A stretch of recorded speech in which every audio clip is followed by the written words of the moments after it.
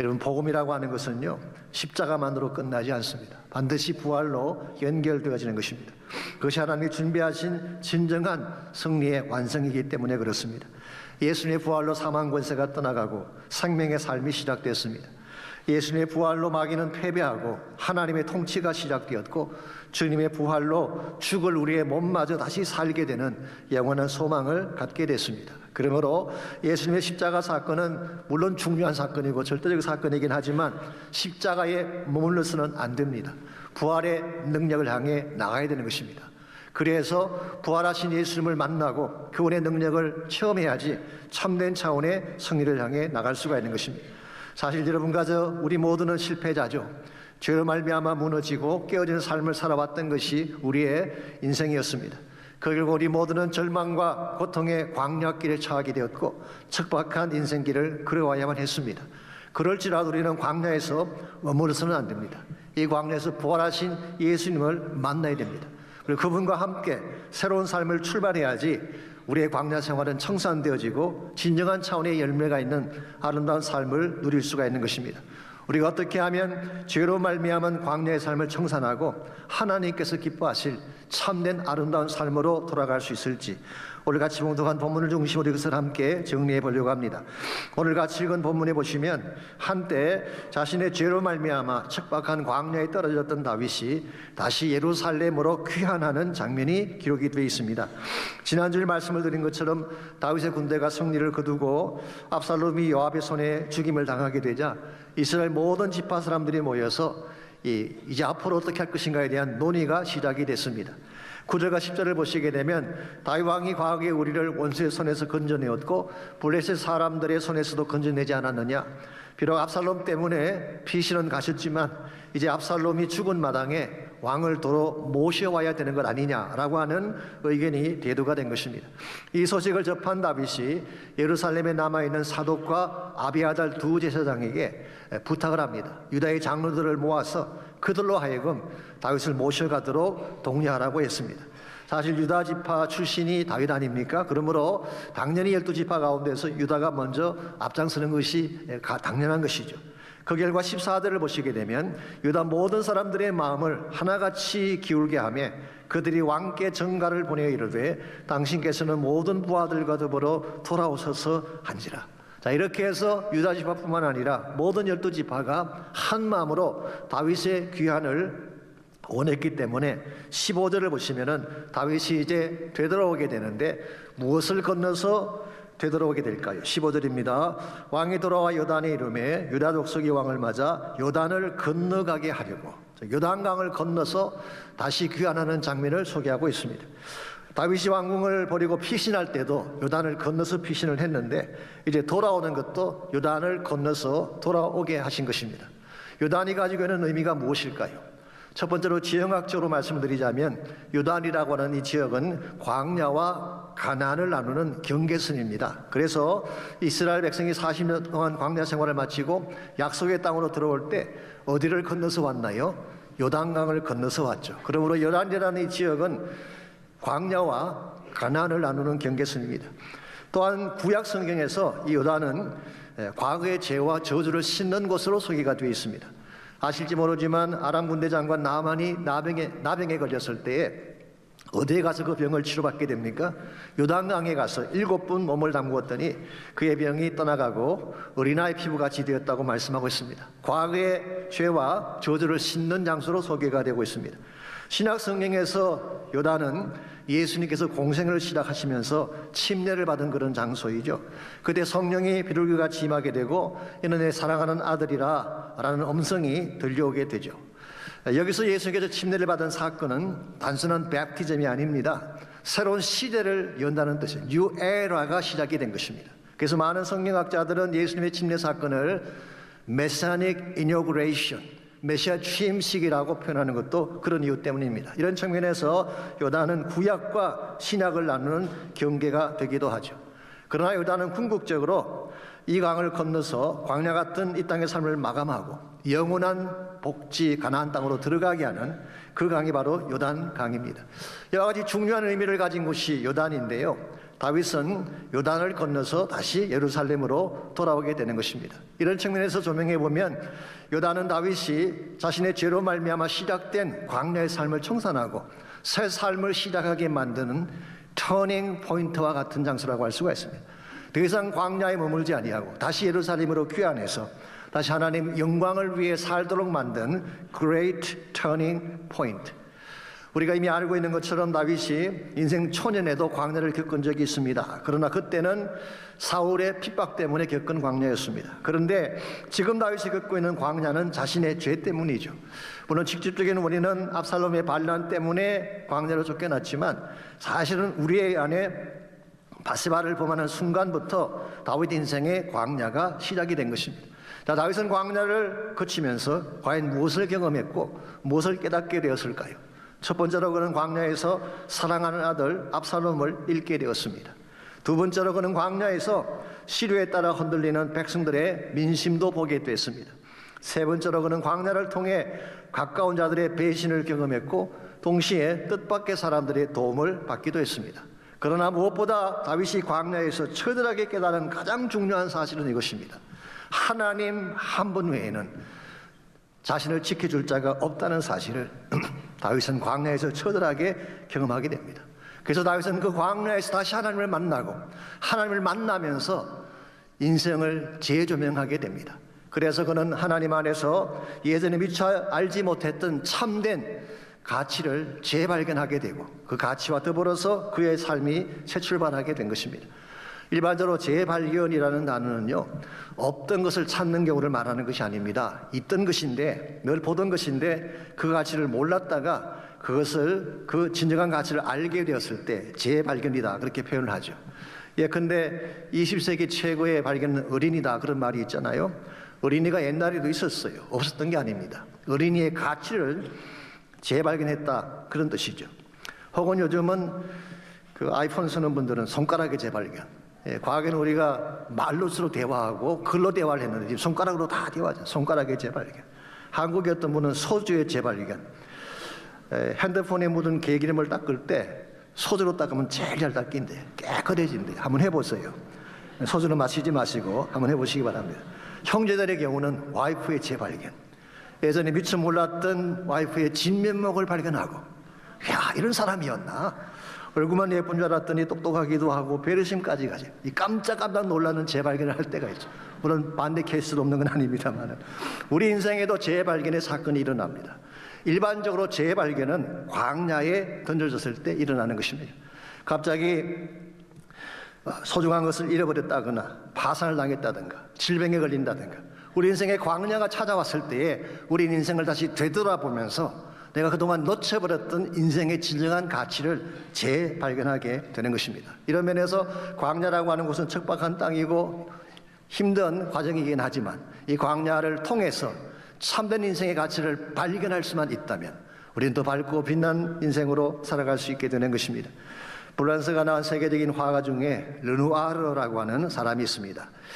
이 사람은 인상주의 화가로서 항상 밝고 화사한 그림을 그렸기 때문에 희망의 작가, 밝은 빛의 작가로 불리했던 그런 사람이죠. 그런데 실상 그의 자란 환경은 그렇게 밝지는 못했다고 합니다. 너무 가난해서 어릴 때 학교 공부도 제대로 하지 못했고 도자기 공장에서 일을 했습니다. 처음엔 도자기 굽는 일을 했는데 나중에 도자기에 그림 그려 넣는 일을 했습니다. 이것이 계기가 되어서 그의 재능을 인정받게 되고 나중에 성장해서 화가가 되죠. 근데 말년에 이 사람에게 또 한 차례 큰 불행이 닥쳐왔습니다. 극심한 류마티스 관절염에 걸려서 팔이 마비가 되고 손가락이 마비가 되는 고통을 겪게 된 것입니다. 화가에 있어서 이것은 치명적인 문제 아니겠습니까? 손이 마비되고 팔이 마비됐다면 어떻게 그림을 그리겠어요? 그래도 불구하고 르누아르는 포기하지 않고 붓을 손에 붙들어 메고 그림을 그렸습니다. 주변 사람들이 물었어요. 그런 극심한 고통 중에도 무엇 때문에 열심히 작품을 그리고 있는 것입니까? 그때 그가 남겼던 유명한 말이 있습니다. 고통은 지나가는 것이지만 예술은 영원히 남기 때문이다. 여러분, 고통이라고 하는 것은 다 지나가는 것입니다. 영원한 고통은 존재하지 않아요. 이게 광야의 본질이죠. 그런데 이 고통이 지나간 후에 광야를 통과한 후에 무엇을 남길 것인가가 중요하다는 것입니다. 광야가 힘들긴 하지만 척박하긴 하지만 광야를 통해서 진짜 인생의 가치를 발견하게 된다면 이런 가지의 삶은 예술가의 작품처럼 아름다운 열매를 남길 수 있게 되는 것입니다. 광야는 우리 인생을 되돌아보게 하는 장소입니다. 여러분과 저는 광야를 통해 무엇을 재발견해야 참된 가치를 향해 바르게 살아갈 수 있을까요? 오늘 본문에 소개된 다윗의 케이스를 통해서 광야에서 재발견해야 될 세 가지 참된 가치에 대해서 함께 정리해 보려고 합니다. 첫 번째로 광야의 시련을 통해 우리는 자신의 참모습을 재발견해야 됩니다. 자신의 진짜 모습을 재발견하는 곳이 바로 광야입니다. 보편적으로 사람은요, 어떤 높은 지위나 퍼블릭한 위치에 있을 때는 자신을 위장하고 꾸미려는 경향이 있죠. 이 퍼블릭 피겨이기 때문에 또 사람들 앞에 서야 되기 때문에 자신의 감정을 감추기도 하고 하고 싶은 말도 제대로 못하는 경우가 있습니다. 근데 광야라고 하는 시련에 처하게 되면 그때 비로소 정직하게 되는 거예요. 자신의 실체를 볼 수 있기 때문에 그런 것입니다. 오늘 본문을 보게 되면 다윗이 광야에서 자신의 진짜 모습을 제대로 발견한 것 같습니다. 1절에서 3절까지를 먼저 봅니다. 어떤 사람이 요압에게 이르되 왕이 압살롬을 위하여 울며 슬퍼하시나이다 하니 다윗이 물 위에 올라가서 압살롬의 이름을 부르며 우는 모습을 어떤 사람이 요압 장군에게 보고를 한 것 같습니다. 그리고 이 사실이 모든 부하들에게도 전달이 된 것 같습니다. 그 결과 2절 왕이 그 아들을 위하여 슬퍼한다 함이 그날의 백성들에게 들리며 그날의 승리가 모든 백성에게 슬픔이 된지라 그날의 백성들이 싸움에 쫓겨 부끄러워 도망함같이 가만히 성읍으로 들어가니라. 지금 다윗의 군대가 승리를 했으면 큰 잔치가 벌어지고 기쁨이 나와야 되는데 오히려 그들이 싸움에 진 사람들처럼 부끄러워하면서 가만히 성으로 들어가는 모습을 설명하고 있습니다. 이와 같은 백성들의 모습을 보고도 4절을 보시면은 다윗은 울음을 멈추지 아니하고 얼굴을 가리고 큰 소리로 내 아들 압살롬아 압살롬아 내 아들아 내 아들아 하며 통곡을 했습니다. 여러분, 이것이 과연 왕으로서 바른 처신일까요? 너무 유약해 보이고 감성적인 모습이 아닐까요? 실제로 많은 성경 주석가들은 이 대목에서 이것은 다윗답지 못했다라고 설명을 하고 있습니다. 그러나 꼭 그렇게 보아야만 할까요? 저는 거기에 동의하지 않습니다. 저는 여기서 다윗이 자신에 대해서 정직한 모습을 발견하고 제대로 자신을 고백하고 있다고 저는 생각을 합니다.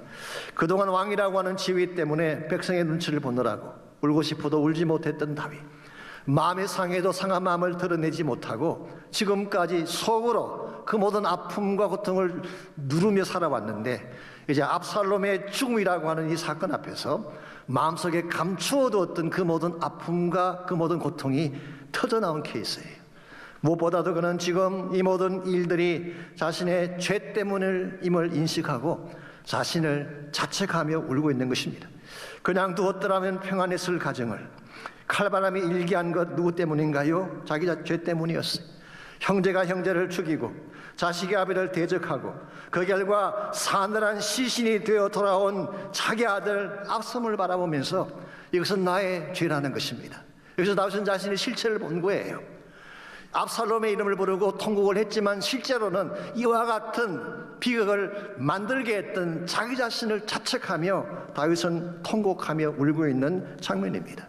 여기서 비로소 다윗은 자기가 얼마나 악한 자였고 잘못 살아왔는지를 인식하고 있습니다. 저는 이와 같은 자기 인식이 있어야지 진정한 차원의 회개가 가능하고 그때 참된 치유가 일어날 수 있다고 생각합니다. 일반적으로 사람들은요, 자신의 실체를 감추려고 하죠. 잘못을 범해도 정당화시키려고 하고 깊이 다루지 않으려고 하는 경향이 있습니다. 어떤 경우는 아예 자신의 문제는 보지 않으려고 외면하는 경우도 있죠. 그러다 보니까 마음에 있는 진짜 문제가 치유가 되지 않는 것입니다. 그래서 언젠가 칼 융이라는 우리 분석 심리학자죠. 그분이 이런 재미있는 말을 한 적이 있습니다. 크리스천들 중에 회개를 하긴 하는데 대충 하기 때문에 교회 다니는 사람들 중에 살짝 간 사람들이 많다. 정상 같기도 하고 아닌 것 같기도 하다. 가끔 왔다 갔다 하는 그 근본 이유가 뭐냐? 진짜 마음에 있는 문제를 치료하지 않았기 때문에, 근본적인 문제를 자백하지 않았기 때문에 이것이 병이 되어서 완전한 치유를 경험하지 못하기 때문에 살짝한 케이스가 생긴다는 거예요.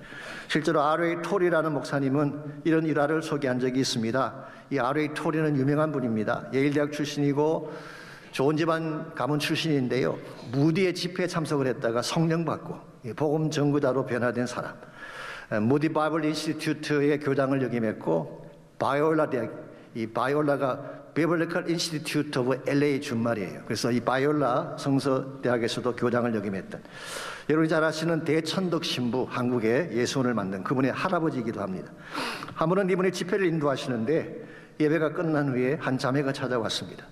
저는 교회에 다닌 지 오래된 사람입니다. 그런데 예배를 드려도 감격이 없고 기도를 해도 기도가 막히고 답답하기만 합니다. 그래서 가끔 제가 정말 구원받았는가 의심이 들 때가 많습니다. 이 말을 들은 토리가 이렇게 제안했습니다. 그러면 오늘 밤 집에 가시면은 하나님께 나를 보여달라고 간절하게 기도하십시오. 그 자매가 집에 돌아가서 밤새 나를 보여달라고 기도했어요. 그 다음날 다시 RA 토리를 찾아와서 이렇게 말합니다. 어저께 목사님께서 말씀하신 것처럼 나를 보여달라고 기도했더니 제가 지금 더 비참한 모습이 됐습니다.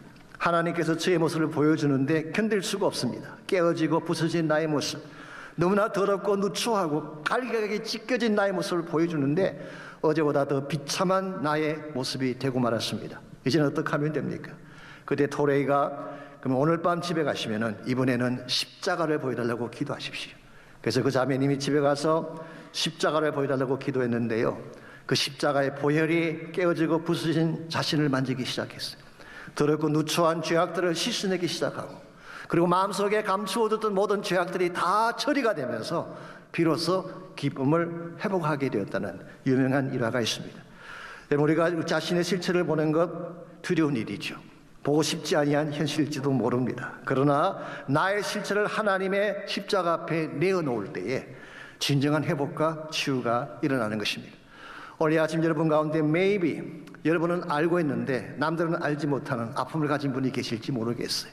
unknown self, 나도 인식하지 못하고 다른 사람도 알지 못하지만 나에게만 존재하는 고유한 깊은 마음의 문제들, 혹시 그런 분이 계신다면 이 시간 주님께로 꼭 나오시길 바랍니다. 프리텐드할 필요가 없습니다. 있는 그대로 나오시면 돼요. 내 안에 있는 것들을 자백하고 토해내시면 그때 성령께서 임하셔서 나의 죄를 들여다보게 하시고 예수님의 보혈로 깨끗게 치료해 주시는 것입니다. 이런 면에서 우리가 광야에서 발견해야 될 첫 번째 가치는 내 자신의 실체에 대한 재발견. 두 번째로 우리는 광야에서 믿음의 소중함을 재발견해야 됩니다. 하나님을 믿는 것이 얼마나 중요한가라고 하는 것을 광야에서 깨닫고 발견을 해야 된다는 것입니다. 다윗은 광야에서 자기의 실체만 발견했을 뿐만 아니라 하나님 한 분 외에는 믿을 자가 없다는 사실을 다시 확인하게 됩니다. 5절에서 7절을 보시게 되면요, 다윗이 그동안 믿었던 요압 장군이 다윗에게 했던 말과 행동이 5절에서 7절에 나와 있습니다. 먼저 5절 말씀 봅니다. 요압이 집에 들어가서 왕께 말씀드리되 왕께서 오늘 왕의 생명과 왕의 자녀의 생명과 초첩과 비빈들의 생명을 구원한 모든 부하들의 얼굴을 부끄럽게 하셨습니다. 이거 쉽게 말하면 다윗을 책망하고 있는 장면. He rebuked King David. 아무리 요압이 지금 위대하다고 하더라도 감히 자기 주군인데 왕을 향해서 이렇게 꾸중하는 것이 가능하겠죠. 5절에서 그는 꾸중을 하고 있습니다. 6절을 보게 되면 그는 주어진 상황을 왜곡하고 비틀면서 냉소적인 이야기를 하고 있습니다. 6절입니다. 이는 왕께서 미워하는 자는 사랑하시고 사랑하는 자는 미워하시고 오늘 지휘관들과 부하들을 멸시하심을 나타내셨습니다. 내가 깨달은 것이 뭐냐? 차라리 우리가 죽고 아살롬이 살았다면 좋았을 뻔했습니다. 이건 굉장히 냉소적인 비트는 왜곡된 언급이라고 할 수가 있죠. 여기서 끝나지 않고 7절을 보십시오.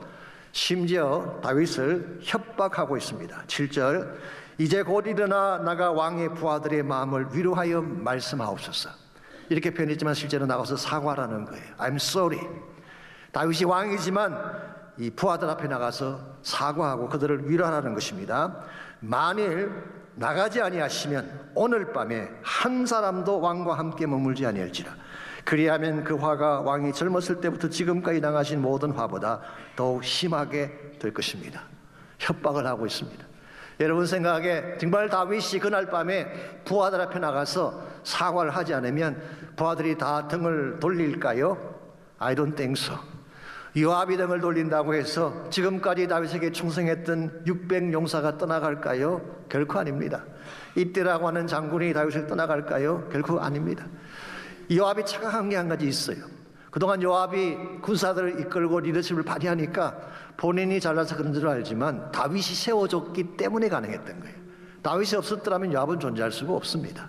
본인은 착각을 하고 있는 거예요. 뿐만 아니라 그동안 요압이 전쟁에서 승리를 했는데요. 그래서 이스라엘이 영웅이 되었는데 정말 요압이 잘나서 그렇게 된 것일까요? 아니잖아요. 하나님이 승리를 주신 것입니다. 이 사실을 알지 못한 채 잘난 척하고 지금 다윗이 연약한 위치에 있다고 해서 다윗을 와서 협박하고 다윗에게 해서는 안 될 말을 하는 이 요압을 바라보며 다윗이 무엇을 느꼈을까요? 그럼 분명히 알았을 것입니다. 인간은 믿을 대상이 못 되는구나. 사람은 믿을 대상이 아닙니다. 누구나 이렇게 변질될 수가 있기 때문에. 그러므로 정말 내가 신뢰해야 될 분은 오직 한 분밖에 없다. 하나님 한 분 외에는 믿을 분이 없다는 사실을 철저하게 깨닫게 된 것입니다. 사실 다윗이 하나님을 그동안 믿지 않았던 건 아니죠. 하나님과 함께 동행했고 하나님 때문에 여기까지 온 것이 다윗입니다. 그런데 오늘 본문에서 다윗이 하나님을 재발견했다는 뜻은 이것입니다. 그동안에도 하나님을 알긴 했지만 하나님 한 분 외에는 누구도 믿을 수가 없다는 믿음의 절대성을 재발견한 것입니다. 여러분과 제가 이 하나님 외에는 다른 도움자가 없다는 것을 아는 순간 참된 믿음으로 돌아갈 수가 있어요. 우리가 좀 가진 것이 있든지 내 힘으로 할 수 있는 것이 남아있으면 일반적으로 전적으로 하나님께 매가 달리진 않습니다. 근데 모든 게 다 사라지고 내 힘으로 할 수 있는 것이 아무것도 없을 때 그때는 100% 하나님께 엎드리게 되죠. 이 사실을 누구보다 잘 아는 다윗은 시편 18편 28절 이하에서 다음과 같은 고백을 듣고 있습니다. 주께서 나의 등불을 켜시며 여호와의 하나님이 내 흑암을 밝히시리이다. 내가 주를 의뢰하고 적군을 향해 달리며 내 하나님을 의지하고 담을 뛰어넘나이다. 하나님의 도는 완전하고 여호와의 말씀은 순수하니 그는 자기에게 피하는 모든 자의 방패시로다. 내 인생의 어둠이 찾아왔을 때 내 어두운 인생의 등불을 밝힐 분이 누구라는 것입니까? 하나님 한 분밖에 없다는 거예요. 적군이 나를 공격해 올 때에 적군을 대적할 수 있는 힘이 어디에 있다는 것입니까? 하나님 한 분밖에 없다는 거예요. 그 하나님을 의지하여 달릴 때에 어떤 장벽도 뛰어넘을 수 있다는 사실을 고백합니다. 그것이 질병의 케이스든 불경기의 케이스든 자녀에 대한 문제이든 하나님과 함께 달릴 때 모든 장벽을 뛰어넘을 수 있는 것입니다. 오늘이 주님께서 부활하신 부활절 아침입니다마는 여러분과 제가 이 부활의 주님을 만나야 돼요. 이 부활의 주님 만나지 아니하면 인생의 장벽을 뛰어넘을 수가 없습니다. 죄악의 장벽 뛰어넘을 수가 없고 사망의 권세 뛰어넘을 수가 없습니다. 우리를 공격하는 수많은 문제들을 부활의 예수님 만나지 않고는 뛰어넘을 수 있는 길이 없는데 반대로 우리가 아무리 연약해도 부활의 주님 만나게 되면 모든 장벽을 뛰어넘어 참 영광을 향해 달려갈 수가 있습니다. 몇 년 전에 한국에서 출간된 기독교 베스트셀러 중에 부활의 주님을 만난 사람들이라고 하는 제목의 책이 있습니다. 춘천 한마음교회 성도들의 간증을 모은 책인데요. 이 춘천 한마음교회 성도님들의 간증이 그동안 이 국민일보에 게재가 많이 됐습니다. 그것을 다 모아서 책으로 출판한 것이죠. 그 책의 핵심 내용은 이것입니다. 부활, 이 한 가지만 내 것이 되면 모든 문제가 해결될 수 있다. 정말 부활의 예수를 만나기만 하면 어떤 장벽, 어떤 문제든 해결될 수 있다는 내용을 담고 있어요. 실제로 그 책 속에 문성조라는 형제가 나오는데요. 연희는 중학교 졸업 후에 조폭의 몸을 담게 되고 마약 중독자가 됐습니다. 나중에 그것을 청산하고 결혼까지 하게 됐습니다마는 마약이 끊어지지가 않았어요. 그 중독에서 벗어나지가 못한 것입니다. 계속 몸이 힘들어가고 아파가기 시작해요. 결국 그는 이혼을 하게 되고 자포자기한 상태에서 삶을 살고 있는데 이혼한 전처가 하루는 전화를 걸었어요. 그리고 이렇게 제안을 합니다. 부활의 주님을 한번 만나보는 게 어떠냐고. 짐작컨대 그 전처는 귀찮이었던 것 같습니다. 그래서 그 부인의 인도로 춘천 한마음교회로 가게 되고 거기서 살아계신 예수님을 만나게 된 것입니다. 그 부활하신 예수님을 나의 구원자로 영접하고 그 부활하신 주님이 내 심령 속에 내주하기 시작을 하면서 자기 안에 있던 결박들이 풀리기 시작하는 거예요. 자기 힘으로 아무리 끊으려고 해도 끊어지지 않던 결박들이 풀리기 시작해요. 우리가 늘 부르는 찬양가선처럼 모든 사슬 풀리네. 예수 이름 부를 때 예수 나의 참 소망. 이 찬양 가사 그대로 자기 삶 속에 성취가 된 거예요. 그래서 그 끊기 힘들다는 마약을 끊고 지금 10년째 끊고 있다고 합니다. 학원에 취직을 해서 버스 운전을 하다가 지금 학원의 부장으로 승진이 되어서 건강한 삶을 살고 있다는 간증입니다. 사랑하는 성도 여러분, 하나님이 나의 힘이 되시면 넘지 못할 장벽이 없는 줄 믿습니다. 무슨 문제를 당할지라도 예수 이름 부르시기 바랍니다. 모든 사슬 풀리네. 예수 이름 부를 때 그분이 내 부활의 능력자가 되시기 때문에 이런 면에서 광야가 깊으면 깊을수록 주의 전으로 나가야 됩니다. 기도의 질환으로 나가야 됩니다. 그리고 부활의 예수 이름을 부르며 기도하게 되면 우리를 묶고 있던 결박과 상처가 풀리게 되고 참된 회복이 일어나게 되는 것입니다. 마지막 세 번째로 광야의 시련을 통해 우리가 재발견해야 될 것은 사랑의 위대함입니다. 내 자신의 실체를 보고 하나님의 능력을 발견할 뿐만 아니라 사랑하며 산다는 것이 얼마나 아름다운가라고 하는 것을 광야에서 발견할 수 있다는 거예요. 18절을 보겠습니다. 요단을 건너가려는 다윗 앞에 누가 와서 엎드렸나요? 우리 18절입니다. 왕의 가족을 건너가게 하며 왕이 좋게 여기는 대로 서게 하려 하여 나룻배로 건너가니 왕이 요단을 건너가게 할 때에 게라의 아들 시므이가 왕 앞에 엎드렸다고 했습니다. 시므이가 누군가요? 왕이 즉 다윗이 피난할 때에 저주하며 침을 뱉고 돌을 던지던 사람 아닙니까? 일반적으로 내가 강할 때, 내가 스트롱할 때 누가 나에게 공격을 하는 것은요, 나중이라도 그를 용서하든지 받아들일 수 있는 가능성이 있습니다. 그런데 가장 약할 때, 가장 몰락했을 때, 가장 비참할 때, 그때 누군가가 던진 돌은 그 아픔을 잊을 수가 없습니다. 그가 남기는 상처가 훨씬 더 깊기 때문에. 오늘 다윗의 케이스가 그런 케이스예요. 다윗이 정말 몰락해서 아무것도 가진 것이 없이 피난길에 오를 때에 그에게 돌을 던졌던 시므이 용서하는 것이 쉬울까요? 쉽지 않습니다.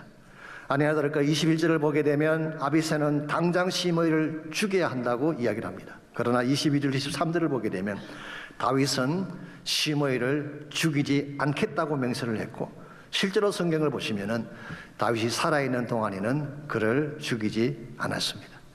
어떻게 그것이 가능했을까요?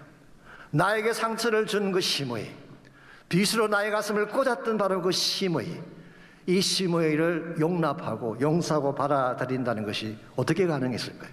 저는 두 가지 이유 때문이라고 생각합니다. 첫 번째 이유는요, 다윗 자신도 용서를 받아보았기 때문이에요. 솔직히 말씀을 드리면 다윗도 용서받지 못할 죄를 지은 자 아닙니까? 시므이 못지않게 사악한 죄를 지었던 장본인이 다윗입니다. 그런데도 불구하고 하나님께서 그를 용서해 주셨잖아요. 다윗은 광야를 통과하면서 이 사실을 철저하게 깨달은 거예요. 나는 더 악한 자였는데, 더 못난 자였는데 나 같은 죄인까지도 용납하시고 용서하신 하나님의 은혜를 깨닫고 그는 시므이를 용서하고 용납하며 받아들인 것입니다. 여러분, 용서라고 하는 것은 용서받아본 사람만이 할 수 있어요. 사랑도 마찬가지입니다. 사랑을 받아본 사람이 다른 사람을 사랑할 수 있는 거예요. 사랑을 알지 못하는 사람, 용서를 받지 못한 사람은 이걸 행할 수가 없어요. 달라스에 가시게 되면 프레스톤 베프티스트 출치라고 하는 큰 교회가 있습니다. 그 교회 담임 목사님 잭 그레엄 목사님인데요. 어느 날 이런 말씀을 하신 적이 있어요. 왜 하나님께서는 천사들을 동원해서 복음을 전하게 하지 않으시고 우리 같은 죄인을 통해 복음을 전하게 하셨을까? 솔직히 천사들이 전하면 얼마나 말을 잘하겠어. Angelic voice, 천사의 목소리로 설득한다면 누가 듣지 않겠어요? 천사들이 우리보다 훨씬 더 아름답지 않겠습니까? 그런데 왜 하나님이 천사들을 동원하면 훨씬 더 복음을 잘 전할 텐데 천사들을 사용하지 않고 우리를 사용하는 것일까? 그분은 답을 이렇게 했습니다. 우리 모두는 용서받아본 사람들이기 때문이다. 용서받아본 사람만이 은혜의 가치를 아는 것입니다. 용서받아본 사람만이 하나님의 사랑이 얼마나 위대한지를 깨닫게 되는 거예요. 이 은혜를 알고 이 사랑을 깨닫는 자만이 복음을 바로 전할 수 있다는 뜻입니다. 두 번째 이유는 성령께서 도우셨기 때문입니다. 다윗은 성령의 사람이었습니다. 성령의 소중함을 누구보다 잘 아는 자가 다윗이었고, 그래서 시편 51편 11절을 보게 되면 다윗이 범죄했을 때 하나님께 간청했던 가장 중요한 간청의 내용이 이와 같습니다. 주의 성신을 내게서 거두어 가지 마십시오. 다윗은 알았어요. 다른 모든 건 다 빼앗기도 상관이 없지만, 왕권이든 물질이든 지위든 다 빼앗기도 괜찮지만 성령 떠나가면 아무것도 아닌 사실을 그는 알았어요. 그래서 하나님, 어떤 일이 있더라도 주의 성신은 내게서 떠나가게 하지 마십시오. 그러므로 다윗은 범죄했을 때에도 성령을 사모했고 성령의 은혜 가운데 살았고 성령의 능력 가운데 살았기 때문에 이 성령의 파워가 용서하기 힘든 시므이까지 안아주게 된 것입니다. 그래서 사도 바울은 로마서 5장 5절에서 성령으로 말미암아 하나님의 사랑이 우리에게 부은바 되었다고 했어요. Love of God poured out into our heart. 하나님의 사랑이 우리 안에 부은바 되었는데 무엇을 통해서? Through the Holy Spirit. 성령을 통해 부은바 되었다고 했습니다. 그러므로 시므이를 우리의 힘만으로 용서할 수가 없습니다. 그런데 하나님의 은혜를 알고 성령 받게 되면 시므이를 사랑하고 용서할 수 있는 것입니다. 혹시 여러분의 인생에도 시므이가 있나요? 경상도 분들은 발음을 조심해야 됩니다. 시어무이가 아니고 시므이입니다. 시므이. 나에게 가장 큰 아픔과 상처를 안겨준 시므이. 이 사람만은 용서할 수 없던 시므이가 혹시 있다면 여러분의 노력만으로는 안 됩니다. 성령 받아야 돼요. 하나님의 사랑이 부음받아져야 돼요. 그때 우리는 시므이마저도 용서하고 용납하고 사랑하게 되는 것입니다. 우리 인생의 여정에는 반드시 광야가 있습니다. 광야는 척박한 곳이고 힘든 곳이고 두려움과 목마름과 고독함이 있는 곳이죠. 우리에게 광야가 왔을 때 이것을 어떻게 통과할 것인가가 참으로 중요합니다. 아신 대로 영국의 왕세자비 프린세스 케이트 미들턴이 암 진단을 받고 키모 중에 있지 않습니까? 우리는 별로 관심이 없는데 미국 사람들은 난리예요. 매 뉴스마다 이 사람 뉴스가 뜨고 있습니다. 제가 어떤 신문기자가 쓴 글을 봤는데요. 이분이 자기도 똑같은 나이에 비슷한 상황에서 암에 걸렸던 사실을 소개하면서 다음과 같은 글을 적었어요. 영어로 Cancer doesn't discriminate.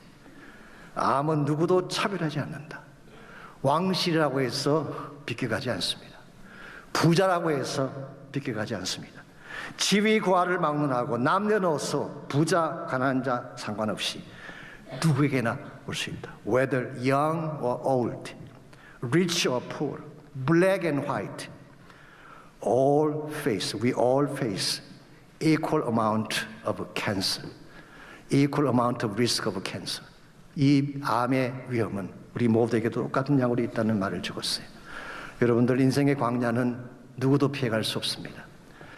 가졌다고 해서 부자라고 해서 피해갈 수 있는 거 아니에요. 내가 젊다고 해서 피해갈 수 있는 것도 아닙니다. 나의 지위가 높다고 해도 피해갈 수 있는 건 아니에요. 이 광야는 누구에게나 주어질 수 있는 것인데 이 광야에서 가장 중요한 사실이 뭐라고 말씀드렸나요? 하나님 만나는 거예요. 부활의 소망을 경험하는 것입니다. 아무리 광야가 척박하고 힘들어도 예수님 만나게 되면 광야에서 샘이 터지고 꽃이 피어나고 마침내 하나님이 기뻐하실 존귀한 열매를 맺으며 살게 되는 것입니다. 그러므로 오늘 주님께서 부활하신 부활절 아침인데 저는 여러분 모두가 이 부활의 예수님을 꼭 만나시기를 바랍니다. 부활의 예수를 만나야만 광야를 통과할 수 있습니다. 부활의 예수를 만나야만 새로운 길이 열려질 수 있게 돼요. 광야의 삶을 청산하고 약속의 땅 가나안으로 들어갈 수 있는 유일한 길은 부활하신 예수님을 나의 구원자로 만나는 길밖에 없습니다. 그럼 이 시간 여러분과 제가 함께 기도하기를 원하는데요. 기도할 때 먼저 여러분 자신을 정직하게 자백하며 하나님께 나가 기도하시기 바랍니다. 내 마음속에 있는 깊은 마음의 문제들, 상처의 문제들, 나도 모르는 가운데 내 심령 속에 축적되어 있던 모든 내면의 아픔들을 이 시간 십자가 앞에 다 토로하며 기도하시기 바랍니다. 있는 그대로 기도하십시오. 도와달라고 기도하십시오. 만져주시고 치료해 주시고 나에게 새로운 생명의 능력을 부어달라고 기도하시기를 바랍니다. 또한 예수 이름을 부르며 기도하십시오. 부활의 주님 이름 부를 때 모든 사슬 풀리게 될 줄 믿습니다.